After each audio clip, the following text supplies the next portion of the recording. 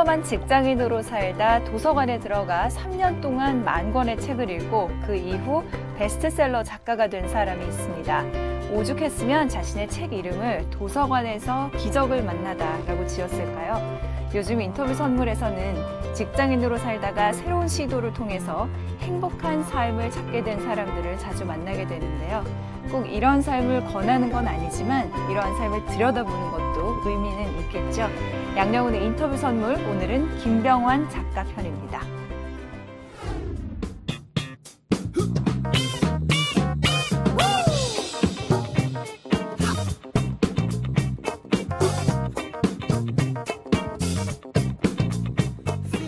문화체육관광부에서 조사를 했었어요. 2012년에.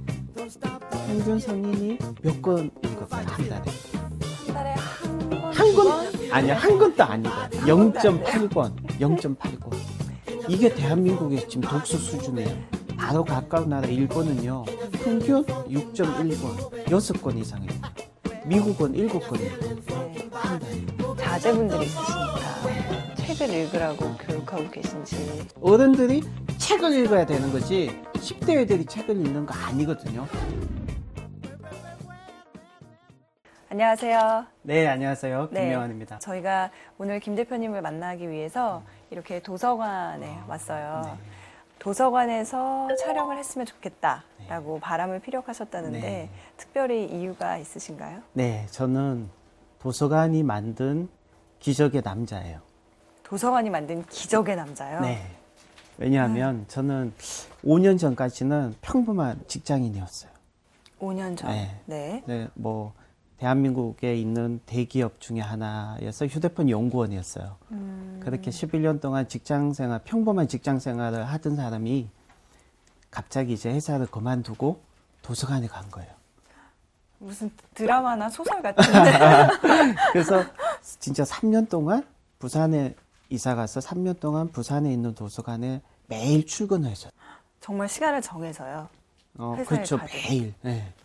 그러니까 도서관 문이 열리는 시간에 가서 닫히는 시간에 집에 온 거죠. 네. 그래서 3년 동안 그렇게 하고 나니까 갑자기 기적이 일어난 거예요. 왜냐하면 책이 막 쓰지는 거예요, 갑자기. 그래서 한 달에 막 2권을 쓴 적도 있고 일주일에 책 1권을 쓴 적도 있어요. 보통 두께. 네, 보통 한 이 정도? 이 정도 두께. 지금 쓰신 책에 몇 권을 보고 있는데. 작가가 되려고 책을 읽었던 건 아니거든요. 그러니까 책이 정말 좋아서 책에 빠진 거예요.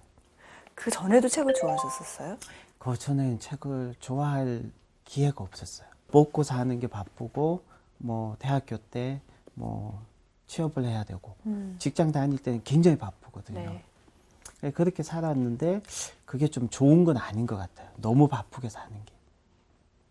그래서 제가 3년 동안 그냥 돈을 벌기 위해서, 뭐, 부자가 되기 위해서, 성공하기 위해서 막 책을 본 게 아니거든요. 진짜 책이 좋아서 책에 빠지게 됐는데 3년 동안 한 10,000권의 책을 읽었더라고요, 보니까. 네. 그리고 나서 보니까 책을 막 쓰고 있어요. 그래서 2년 동안, 2011년, 그러니까 2012년, 13년, 2년 동안 45권의 책이 출간이 됐어요. 잠시만요. 3년 동안에 10,000권의 책을 읽으시고. 네. 그리고 2년 동안에? 네, 그 이후 2년 동안 45권의 책이 출간이 됐는데 혼자서 다 쓰신 거예요? 혼자서 다 썼죠. 저 같은 경우는 책 쓰는 게 굉장히 재밌고 즐거워요. 돈을 벌기 위해서 누가 저보고 책을 쓰라고 했다면 이렇게 쓰지 못했죠. 그러니까 책을 출간할 생각도 없이 그냥 막 책을 쓴 거예요. 재미로. 그래서 2년 동안 막 진짜 미친 듯이 신들린 것처럼 책을 쓰고 나니까 45권의 책이 출간이 되고 책 그중에 베스트셀러도 있고 중국에서 가장 많이 뭐 읽힌 책도 있고 정치 분야에서 일본에 출간된 책도 있고 또 베스트셀러도 있고 뭐 문화부 관광부에서 뭐 선정한 우수 도서에도 선정된 게 계속 있고 매년 뭐 그렇게 된 거예요. 그렇게 해서 쓰셨던 책들 가운데 여기 지금 도서관에서 빌린 책, 또 가장 최근에 나왔다는 책들을 볼게요. 이 책을 먼저 좀 살펴볼까요? 네. 제가 11 11년 동안 평범한 직장 생활을 했고요. 네. 제어개척공학과 이런 걸 전공을 했어요. 네네. 그러니까 글쓰기하고 전혀 어려운 상관이 없죠. 그리고 직장 생활도 그냥 휴대폰 연구원, 휴대폰을 연구하고 이렇게 했는데 그렇게 평생을 살았던 사람이 도서관에서 3년 동안 그 책을 봤잖아요. 배운 것도 아니고 뭐 누구한테 그래서 책만 봤는데 도서관에서 완전히 이제 작가로 변신을 확 한 거죠. 좋은 직장, 그하고 연봉이 굉장히 높았어요. 2001년부터 매년 연봉이 2배씩 뛰었어요. 제가 연봉이. 그래서 계속 뛰다가 2009년도에 그러니까 제가 팀장도 하고 10년 정도는 더 있을 수 있었거든요. 네. 근데 그에게 연봉을 포기하고 3년 동안 10원도 수입이 없이 3년 동안 그러니까 무직자가 도서관에서 책을 본 거하고는 좀 틀리겠죠. 네. 그러니까 연봉을 포기하고 책을 봤어요. 도서관에서 책을 보면요, 진짜 엄청나게 큰 유익이 있어요. 저는 저보고 그 좋은 직장을 그만두었다고 사람들이 저보고 미쳤다고 욕을 하더라고요. 근데 저는 돈 벌기 위해서, 먹고 살기 위해서 미친 듯이 막 새벽에, 오늘 서울에서 지하철 타고 아침에 왔는데 너무 바쁜 사람들이 너무 열심히 살아요. 열심히 사는 건 나쁜 게 아니잖아요. 그렇죠. 근데 돈을 벌기 위해서, 그냥 먹고 살기 위해서 그렇게 열심히 사는 사람들이 제 눈에는 미친 사람들이죠.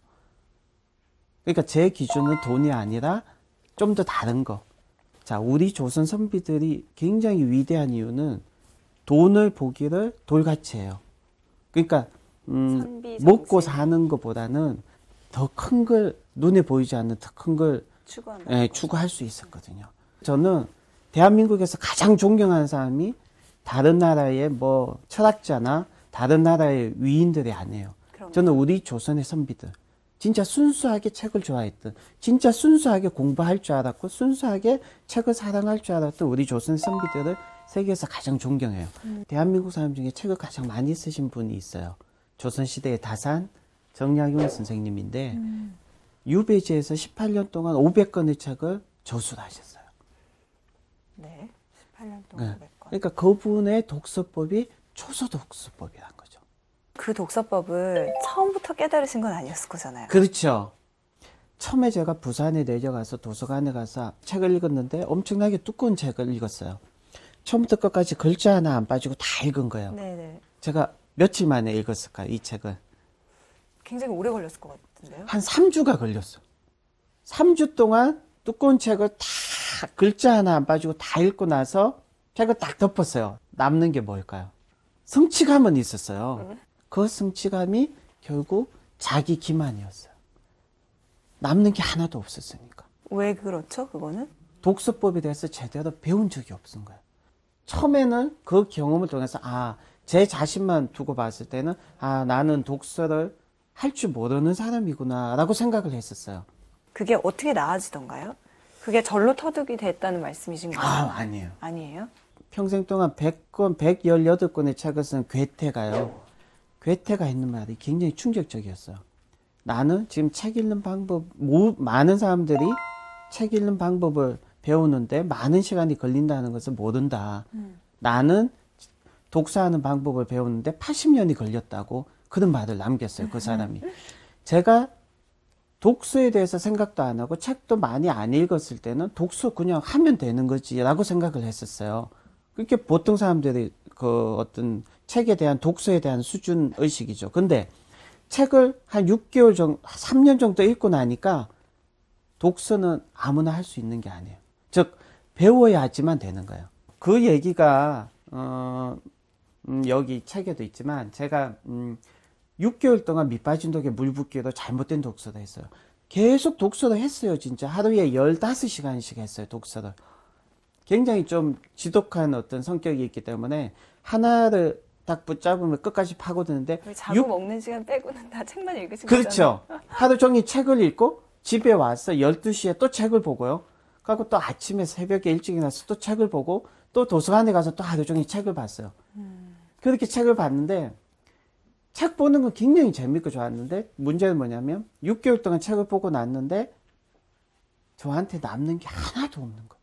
그래서 어떻게 하셨어요? 그래서 그 다음 2달 정도 뭐 했냐면 독서법에 대한 책을 다 막 찾아봤어요. 독서법에 대해서. 그러면서 조금씩 바꾸다가 굉장히 운이 좋게 네. 이 초수 독서법을 하게 됐어요.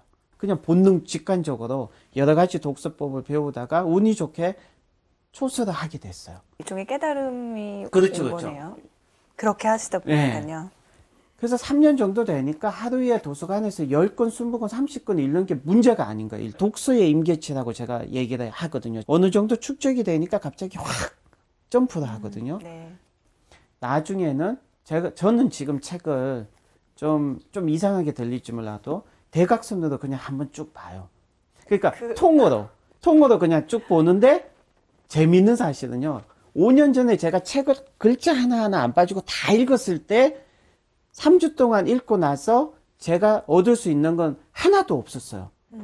근데 지금은요, 그냥 쭉 대각선으로 쭉 봐도 책에 있는 내용 100%가 아니라 좀 심하게 얘기해서 한 200, 500%, 1000%를 다 얻어와요.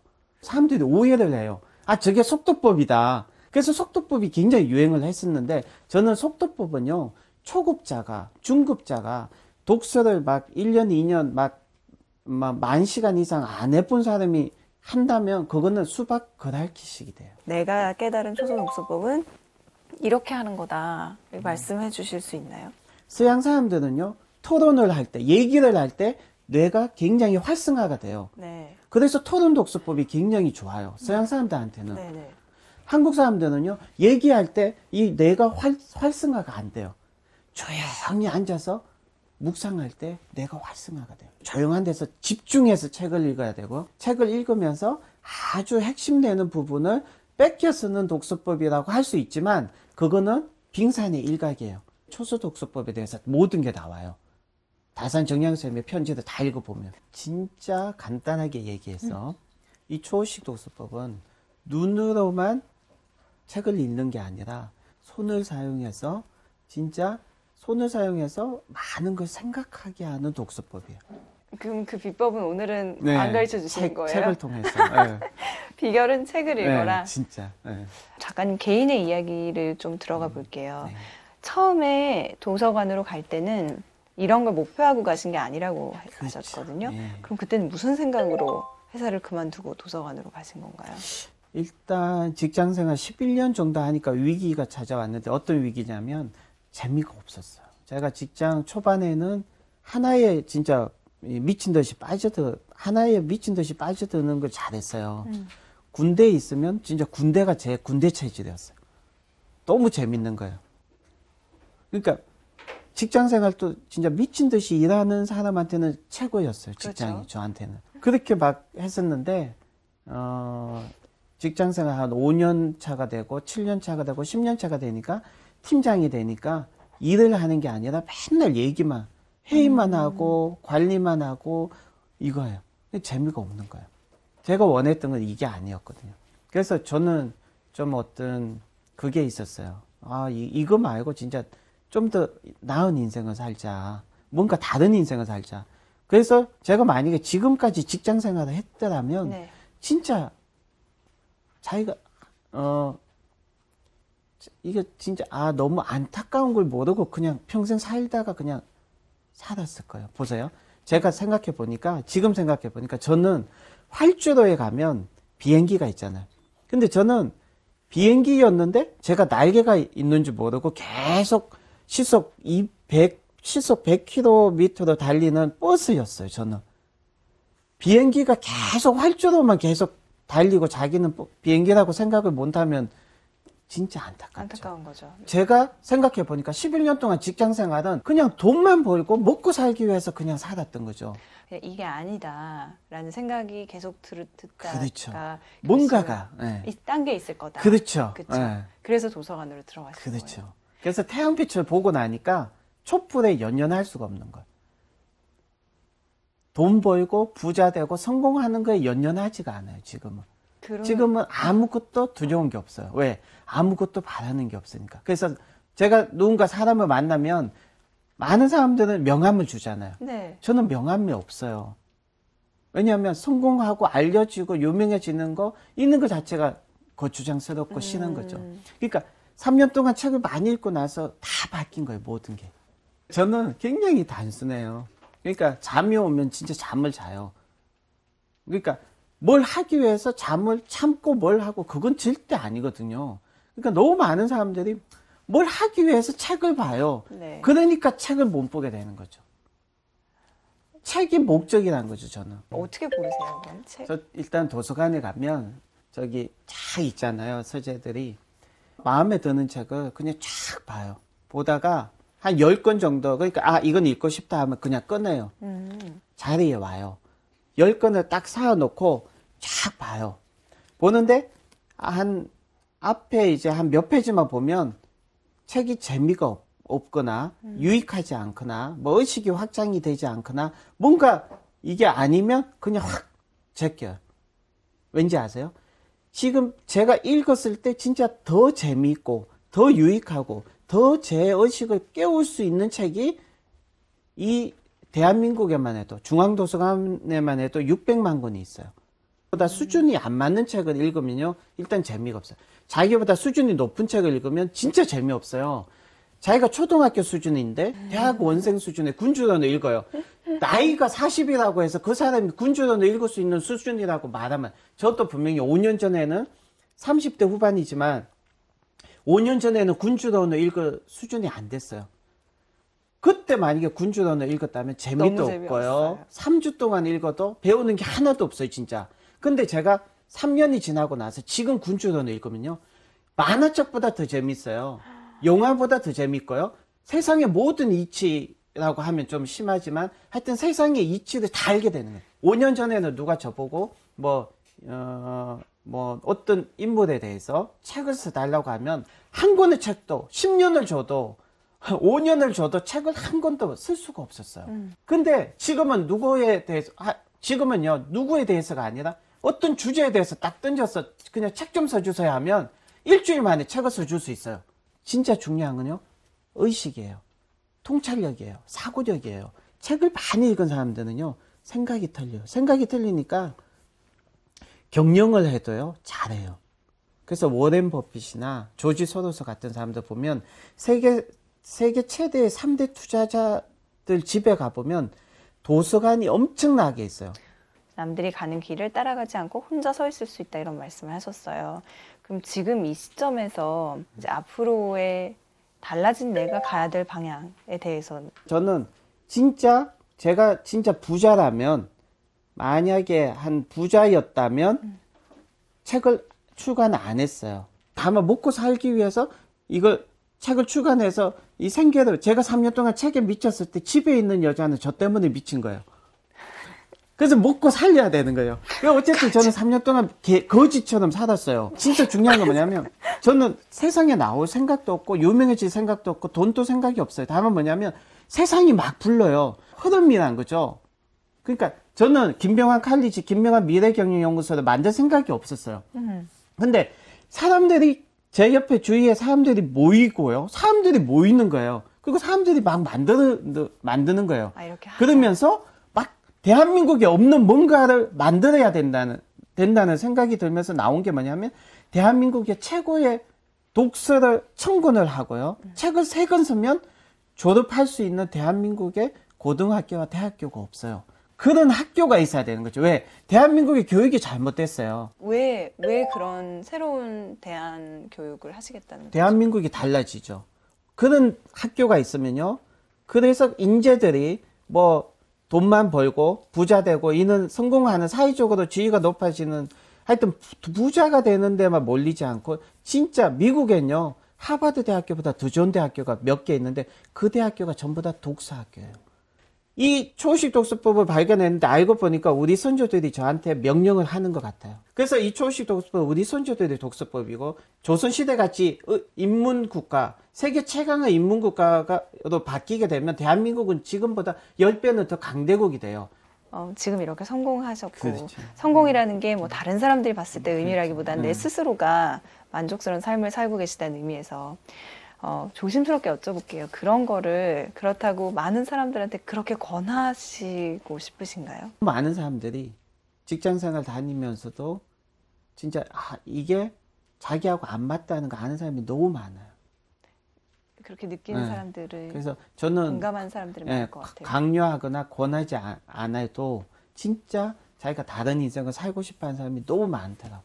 2008년도에 김병완과 같은 삶을 살면서 고민을 하는 사람들한테 조언을 준다면, 다시 말해서 지금의 삶이 만족스러운 것도 아니지만 내가 뭘 하고 싶은 건지도 모르겠고 그럼 어떻게 해야 되나?